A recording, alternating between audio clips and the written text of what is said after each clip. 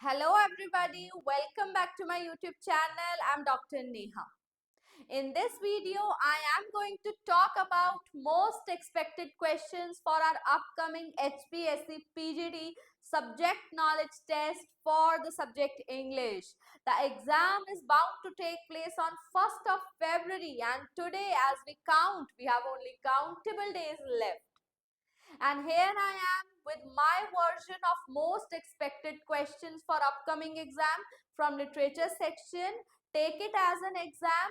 Take it as an exam paper, sit down, solve these questions, and these questions are taken from the PYQs of UPPSC, UPSC, HPSC, and even MDU. So it's a full package to test your knowledge. एक mock test मैं provide कर रही हूं, उसे solve कीजिए और आप हमसे इवैल्यूएट करा सकते हैं गिवन नंबर पर। हम इवैल्यूएशंस भी कैरी कर रहे हैं, मॉक क्वेश्चन पेपर्स भी प्रोवाइड कर रहे हैं। We are getting good response and जो स्टूडेंट हमसे मॉक क्वेश्चन पेपर लेना चाहता है वो डिस्क्रिप्शन बॉक्स में दिए गए नंबर पर हमें कांटेक्ट कर सकता है। Even for that matter, we are providing exam ready notes. Less in pages but much in knowledge, just to serve you the right vocabulary, right content and right authors for your literature section. We have started this revision session much ago. हम Victorian age complete कर चुके हैं, American literature complete कर चुके हैं, even Emily Dickinson भी complete कर चुके हैं।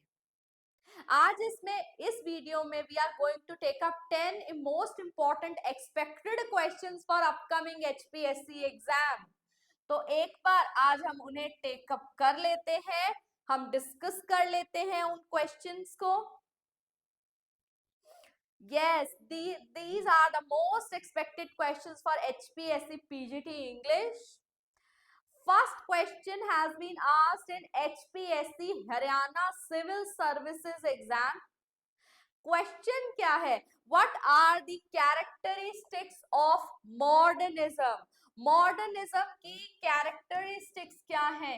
एक बार नहीं, आई टेल यू, ये क्वेश्चन बहुत बार पूछा जा चुका है and it relates to your section of 20th century British literature, because 20th century British literature is all about modern age and modernism का मीनिंग है मॉडर्न एज के साथ आने वाली कैरेक्टरिस्टिक्स। तो मॉडर्न एज की अगर हम बात करते हैं तो हमने बैकग्राउंड की बात की है, तो मॉडर्न एज में we have world wars going on, we have disillusionment, fragmentation. These are the defining characteristics of the life and times of modern age. World war हमारी 1914 टू 1918 रही है, उसके बाद 1939 टू 1945 रही है।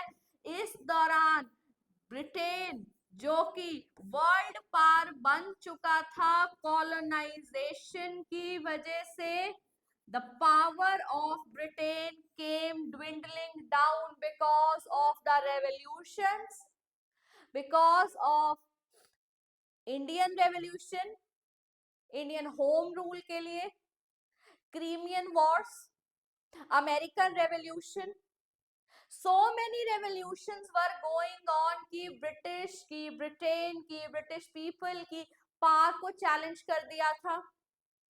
ये तो ओवरऑल व्यू हो गया। कॉलोनाइजेशन से जर्नी जा रही थी रेवोल्यूशंस की तरफ। people started to revolt, restrained the colonial power.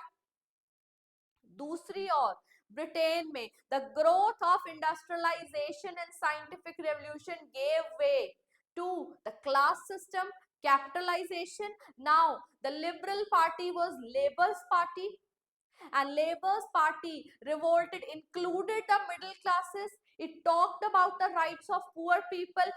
Feminism, Marxism, all was at peak. during modern age?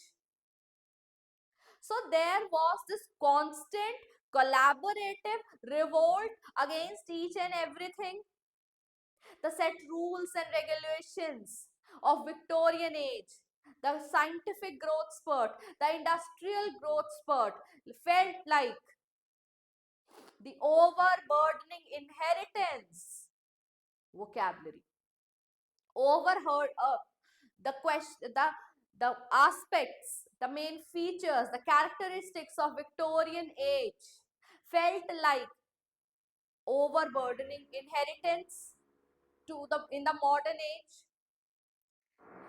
Because of war, there was disillusionment, disorientation, fragmentation, and all that could be seen in the literature written by T.S. Eliot, in the war poets. In Wasteland is one of the most famous example of the modernist writing. It's a modern work. It's a modern work in the sense that it is a fragmented work. There are so many allusions, so many mythical allusions, and the narrator even seems to be fragmented. London Bridge is falling down. There is spiritual disillusionment, spiritual vacancy, vacuum. People are living in spiritual vacuum.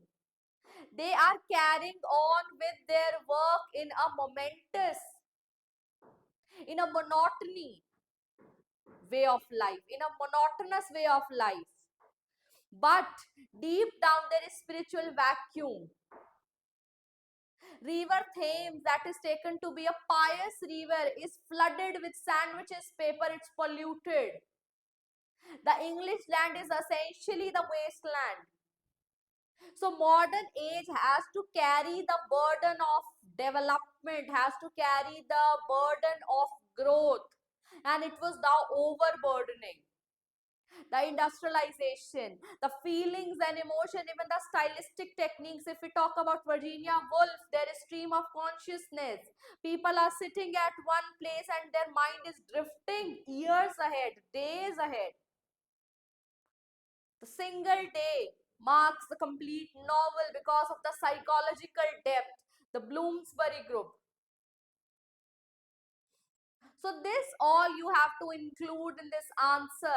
अपने answer को validate करने के लिए TS Elliott का example उठा लेना और Virginia Woolf का उठा लेना, स्ट्रीम ऑफ कॉन्शियसनेस का।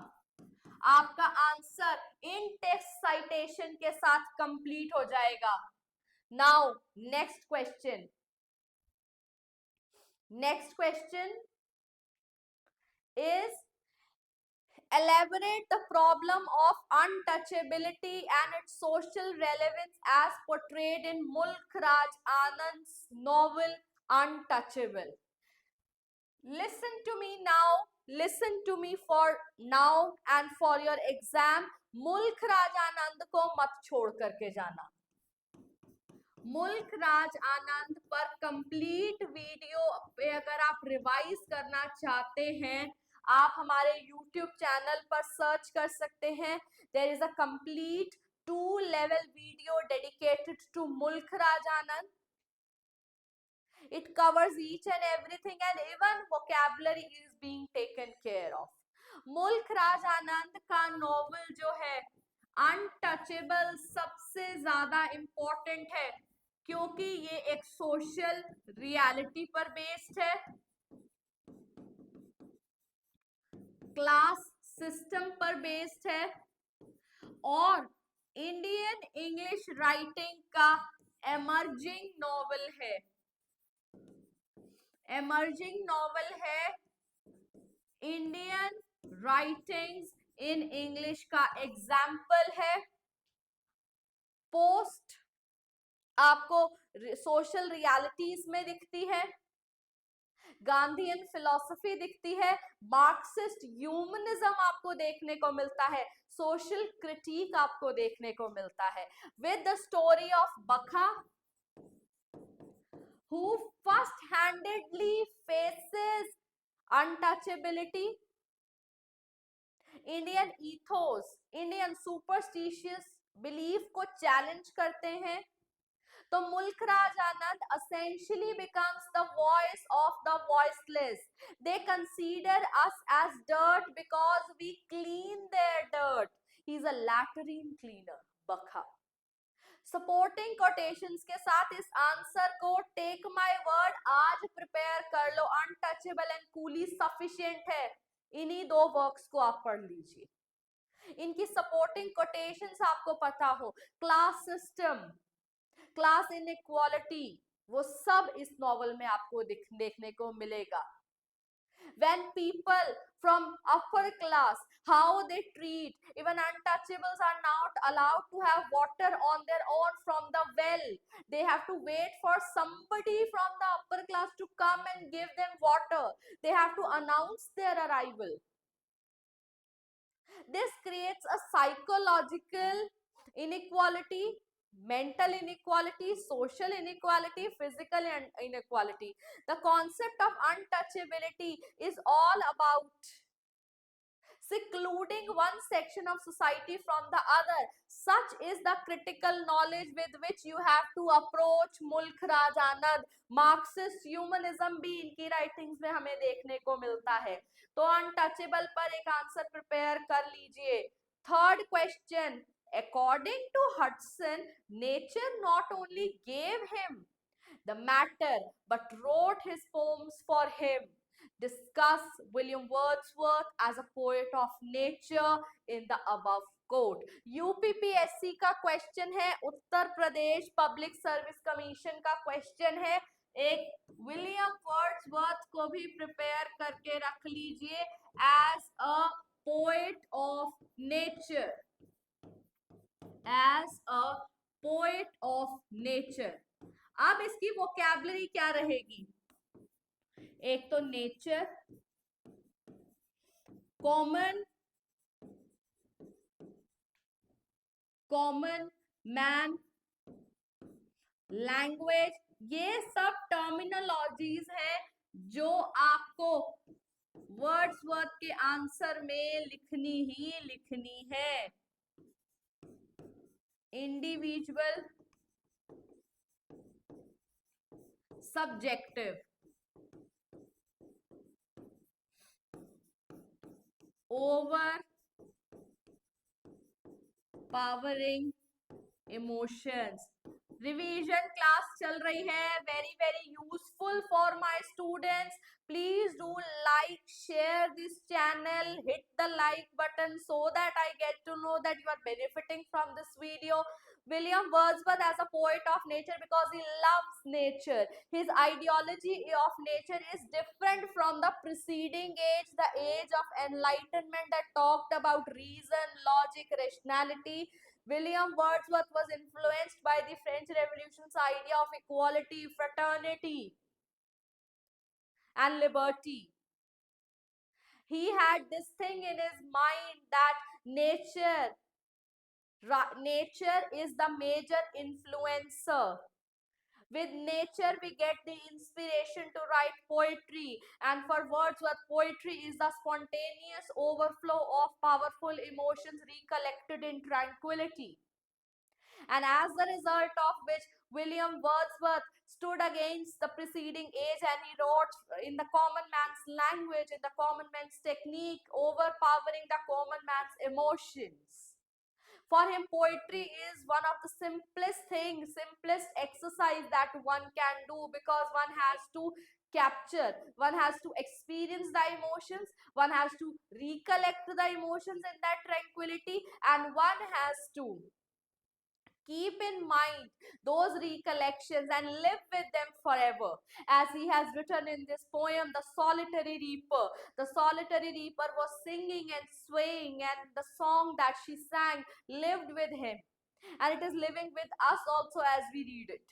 The daffodils, the solitary reaper, the world is too much with us. These are the three most important poetries that you must read of William Wordsworth, and include it in your answer of William Wordsworth as a poet of nature. And you should keep in mind poetry, definition of poetry as per William Wordsworth, that's a spontaneous overflow of powerful emotions recollected in tranquility. Whatever he wrote from the individual subjective point of view, and that's one of the most features of the romantic age. And there is the powering of emotions. He is so overpowered by the music that he heard, or the daffodils, and he wants to dance with the daffodils. तो ये सब चीजें आप basic चीजें हैं, इन्हें correct कर लीजिए, आपका आंसर कोई भी चैलेंज नहीं कर पाएगा. मैंने क्या बताया? daffodils, the solitary reaper, world is too much with us, ये तीनों पोएट्रीज आप पढ़ लीजिए, पैराग्राफ्स प्रिपेयर कर लीजिए. William Wordsworth as a poet of nature में कैरेक्टरिस्टिक्स में आप इंट्रोडक्शन में इन पॉइंट्स को डाल सकते हैं, एंड उसके बाद इनकी पोएट्री के थ्रू अपना मेन आइडिया एक्सप्रेस कर सकते हैं. Next question, I hope you are aligning with what I am saying. Question number 4. Haryana civil services का क्वेश्चन है. Utilitarians were one of the targets of Dickens satire. अब Charles Dickens हमारे Victorian age के main writer हैं, जो कि utilitarian philosophy पर लिखते हैं. अब यहाँ पर मैं बता दूं, जब विक्टोरियन एज प्रिपेयर करोगे तो Charles Dickens, Thomas Hardy,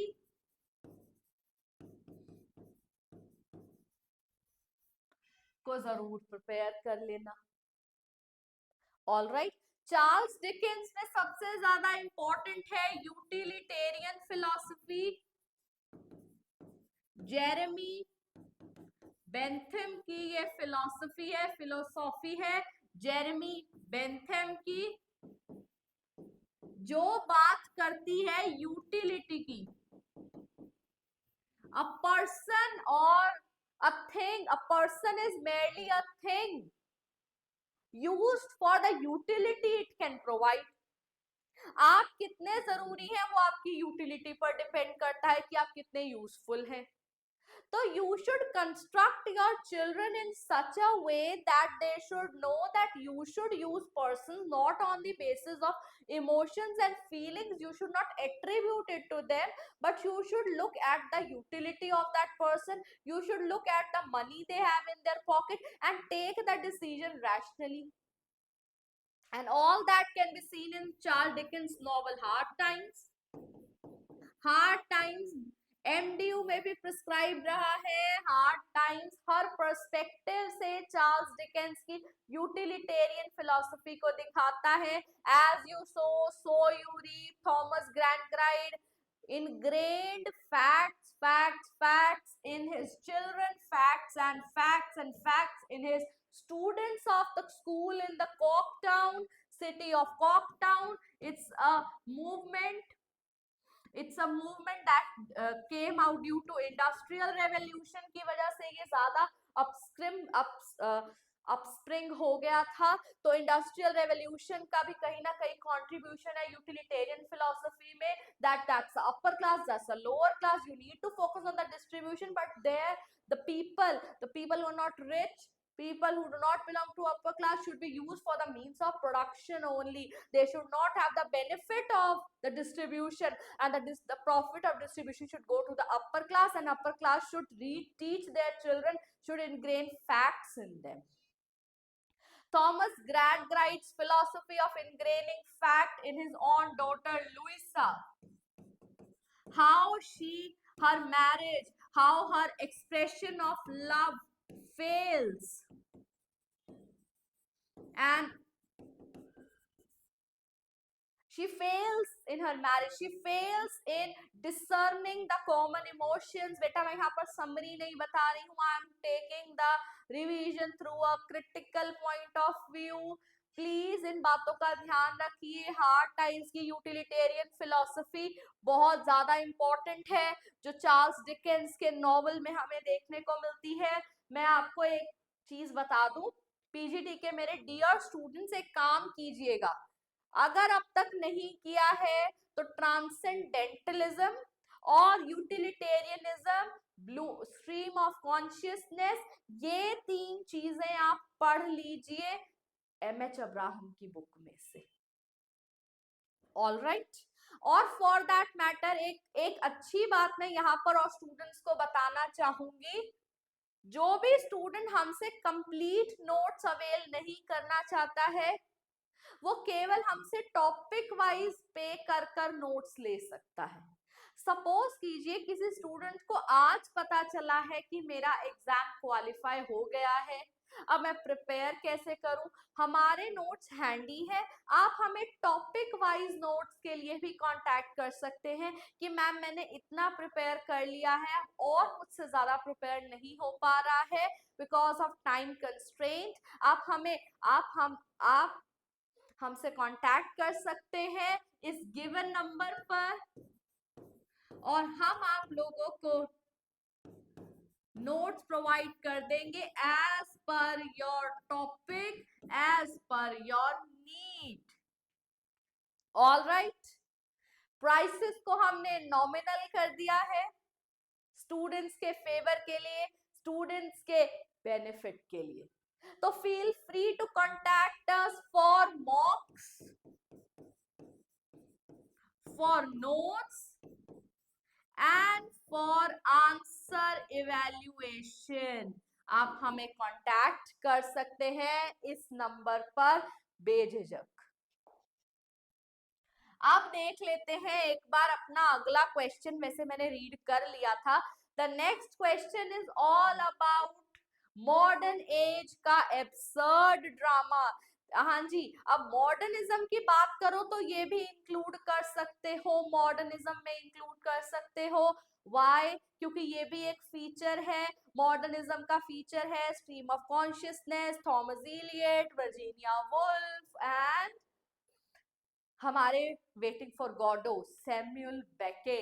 waiting for Godot absurd theatre पर भी एक नोट प्रिपेयर कर लीजिएगा, यूपीएससी मेंस का क्वेश्चन है, लेटेस्ट क्वेश्चन है, 2024 का क्वेश्चन है। तो मैंने क्या बताया है, अगला क्वेश्चन रीड कर लेती हूँ, शेक्सपियर फीमेल कैरेक्टर्स पर है, ठीक है। सी, क्योंकि हम रिवीजन भी साथ साथ कर रहे हैं तो बहुत जरूरी है, टाइम थोड़ा लगे काम ज्यादा हो। अब मैंने क्या बताया है, ट्रांसेंडेंटलिज्म अमेरिकन लिटरेचर की मूवमेंट है, transcendentalism absurd theatre, absurd theatre, stream of consciousness,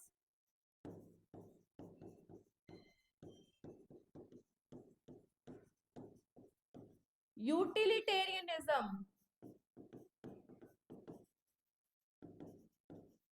short note बना करके एमएच अब्राहम की बुक में से, गूगल में से, यूट्यूब में से पढ़कर एक एक पेज बना करके रख लो और आज ही ये काम कर लो, because these are the defining movements from the syllabus that has been prescribed. इन्हें जरूर कर लेना। ट्रांसेंडेंटलिज्म अमेरिकन रोमांटिक मूवमेंट की सिस्टर मूवमेंट है, एब्सर्ड थिएटर मॉडर्न का है, stream of consciousness modern age British literature का है, यूटिलिटेरियनिज्म हमारा विक्टोरियन एज का है, विक्टोरियन एज में विक्टोरियन कॉम्प्रोमाइज भी कर लेना, विक्टोरियन कॉम्प्रोमाइज। ये सब चीजें आपकी टिप्स पर होनी चाहिए, अगर है तो well and good, I congratulate you in advance, paper के लिए नहीं, फॉर योर प्रेपरेशन, कि आप प्रेपरेशन अच्छी कर रहे हैं अगर आपने इन सब चीजों को अच्छे से जान लिया है, समझ लिया है, पढ़ लिया है। अब भाई जी हमारे शेक्सपियर पर ऑलरेडी हमारे यूट्यूब चैनल पर वीडियो अवेलेबल है जिसे मैं लिंक कर दूंगी इस वीडियो के साथ। शेक्सपियर की फीमेल कैरेक्टर्स बहुत ज्यादा इंपॉर्टेंट है, ये कहा गया है Shakespeare has heroines and no heroes. ये बात जो कही गई है ये किस कॉन्टेक्स्ट में कही गई है, Portia Desdemona, Desdemona from Othello, Portia from The Merchant of Venice. Portia एक बहुत अच्छा एग्जाम्पल है. आप उसके अलावा और भी टाइटेनिया, हिप्पोलिटा, ये सब फेरी क्वीन है. Hippolyta is the queen of Athens. ये सब इंडिविजुअल आइडेंटिटी वाली पर्सनालिटीज हैं. Desdemona, she dies from the hands of her husband, but how she carried her sort of originality, how she invokes some sort of passion, compassion in us, that we associate with Desdemona. We associate with the pain of Desdemona. We understand her. We sort of give our sympathies and at the same time empathies for, and how there is the sense of hatred that arouses in us for Othello, that how question of chastity Desdemona लेकर के आती है. Portia तो भाई individual है अपने आप में. She is the true hero of merchant of Venice. मैंने अपने YouTube चैनल पर 5 most expected questions from William Shakespeare already detail में डिस्कस करा दिए हैं. वहां से इसे व्यू कर लीजिएगा. हमारे YouTube चैनल पर ऑलरेडी अवेलेबल है. जो स्टूडेंट्स हमसे नए जुड़े हैं वो जान लें कि हम HPSC PGT की स्क्रीनिंग से प्रिपरेशन करा रहे हैं, तो एक बार हमारे चैनल को लुक अराउंड कर लीजिएगा. Next question is illustrate the distinctive features of colonialism and post colonialism. UPSC 2025 का क्वेश्चन है. Very important question, because colonialism के जो इंडियन लिटरेरी टेक्स्ट हो जाते हैं वो हो जाता है हमारा मुल्क राजानंद का अनटचेबल, कूली हो जाता है, कांतापुरा का हमारा कांतापुरा हो जाता है आर.के. नारायण का. आई एम सॉरी, यहाँ पर द गाइड हो जाता है राजा राव का. तो ये जो कुछ colonial and post colonial text हमें देखने को मिलते हैं वो हमें इसमें मेंशन करने हैं. तो जो हमारे वर्क्स हैं जिनके नेम्स मैंने बताए हैं, आप इसमें कांतापुरा मेंशन कर सकते हो, आप इसमें मेंशन कर सकते हो हमारा अनटचेबल मेंशन कर सकते हो, और उसके बाद Kanthapura has been written by Raja Rao. R K. Narayan आप मेंशन कर सकते हैं, आप इसमें मुल्क राजानंद मेंशन कर सकते हैं. तो कलोनियल टू पोस्ट कलोनियल बेटा एक मार्क्ड शिफ्ट नहीं है, ये एक जर्नी है from colonialism to post colonialism जो हमें इंडियन लिटरेरी टेक्स्ट में देखने को मिलती है. अगला हमारा क्वेश्चन है Paul's close relationship with his mother has provoked, or comment section is most welcome to you, my students who are preparing day and night. थोड़े और colonial and post colonial text के एग्जाम्पल दीजिए ना comment section में, हमारी discussion बढ़ेगी, revision बढ़ेगी. Paul's close relationship with his mother has provoked, HPSC में पूछा गया है, many Freudian साइकोलॉजिकल, जहां पर फ्रॉइड की बात आ जाती है सिगमंड फ्रॉइड की, जहां पर ये भी हमारे मॉडर्निज्म का फीचर है. सिगमंड फ्रॉइड की जो psychological mental understanding of a text भी बहुत ज्यादा इंपॉर्टेंट हो जाती है. Mental understanding of text. तो D.H. लॉरेंस साइकोलॉजिकल डेप्थ से जो है वो लिखते थे, और ये सिगमंड फ्रॉइड की अंडरस्टैंडिंग है. साइकोलॉजिकल डेप्थ हमें देखने को मिलती है उनके नॉवेल सन्स एंड लवर्स में. उसके अलावा इडिपल कॉम्प्लेक्स क्या कहता है? इडिपल कॉम्प्लेक्स ये कहता है जो सन का मदर से एसोसिएशन होता है वो क्लियरली हमें देखने को मिलता है. अगर आप अपने इंट्रोडक्शन पोर्शन में इन दोनों को मेंशन कर देते हो, उसके बाद सन्स एंड लवर्स में से इंस्टेंसेस डाल के मेंशन कर देते हो, आई बेट यू आंसर बहुत ज्यादा वैलिडेटेड बन जाएगा. Now coming to the last second question American poetry MDU में से लिया गया है. Which man's poetry is a celebration of the self that becomes a celebration of humanity? हाँ जी, वॉल्ट विटमैन की जो पोएट्री है, सॉन्ग्स ऑफ माई सेल्फ को मेंशन कर दीजिएगा, लीव्स ऑफ ग्रास को मेंशन कर दीजिएगा. उनका सेलिब्रेशन ऑफ सेल्फ जो हमें देखने को मिलता है, द आइडिया ऑफ सेल्फ, वो इंडिविजुअल से जर्नी करते हैं और ह्यूमैनिटी तक जाते हैं, वॉल्ट विटमैन. अब देख लीजिए, हमारे जो नेक्स्ट 2 क्वेश्चन है वो वॉल्ट विटमैन पर है और एमिली डिकिंसन पर हम एक already well in detail video provide कर चुके हैं. इससे पहले वाली वीडियो, वॉल्ट विटमैन में there is a celebration of the self, there is a celebration of the identity. Walt Whitman democratic थे, डेमोक्रेटिक राइटिंग है उनकी, नेशनलिस्टिक है, सेकुलर राइटिंग्स है. तो वॉल्ट विटमैन का यहाँ पर मेंशन कर सकते हो सॉन्ग्स ऑफ माई सेल्फ, जो लीव्स ऑफ ग्रास में से लिया गया है. I feel I should turn to animal and live with them. There is a symbol of grass and grass is one such thing that is common. There is this symbol. अब उनमें जो humanism की बात करते हैं वो Abraham Lincoln को follow करते हैं, जिसमें वो ओ कैप्टन माई कैप्टन की बात करते हैं. तो भाई साहब वॉल्ट विटमैन को प्रिपेयर किए बिना पेपर में मत जाना. एमिली डिकिंसन की जो मेन है डेथ एंड इमॉर्टैलिटी की बात है, वो हम वेल इन डिटेल पूरा आंसर सॉल्व करा चुके हैं अपनी प्रीवियस वीडियो में. Do view that video. With that note, I come to the end of this video, but not to the end of the revision cycle that we have started. That will go up till, and we are surely going to launch our notes for EMRS Tier 2. Please do contact us for that. For any query regarding to the syllabi, हाँ जी, writing and grammar section को जल्दी ही मैं take up करूंगी, उस पर भी एक revision video आपके लिए अपलोड किया जाएगा. Thank you.